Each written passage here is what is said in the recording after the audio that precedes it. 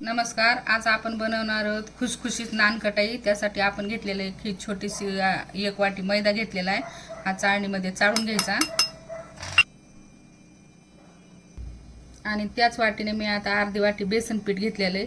हे पण चाळून घ्यायचं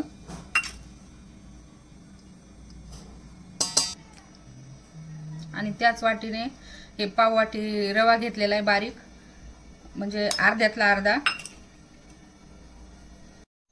त्याच वाटीने आपण ही एक वाटी पिठी साखर घेणार आहोत.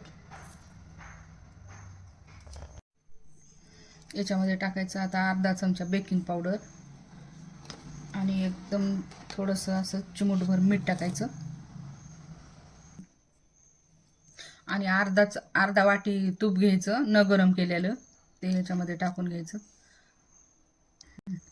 आता याला हाताने एकदम असं छान मिक्स करून घ्यायचं, एकजीव करून घ्यायचं याला.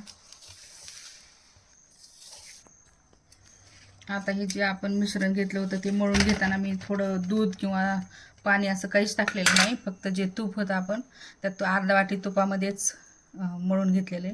तर असं हे आकार देऊन घ्यायचं याला थोडासा बिस्किटसारखा आणि हे असं ठेवून द्यायचं. हे या प्लेटला मी थोडंसं तूप लावून घेतलेलं आहे, त्याच्यामध्ये असं ठेवून द्यायचं.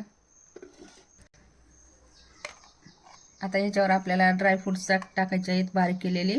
तुम्ही जे तुम्हाला आवडतील ते टाकू शकतात. मी काजू आणि बदाम टाकलेले आहेत, पिस्ता पण टाकू शकतात. आता आपण याला छान बेक करून घेणार आहोत आणि मी याच्यासाठी एक तवा तापत ठेवलेला आहे, त्याच्यावर एक प्लेट पालती घातलेली आहे आणि हे त्याच्यावर ठेवून देणार आहे. आणि आता ह्याच्यावर एक आपण झाकण ठेवणार आहोत.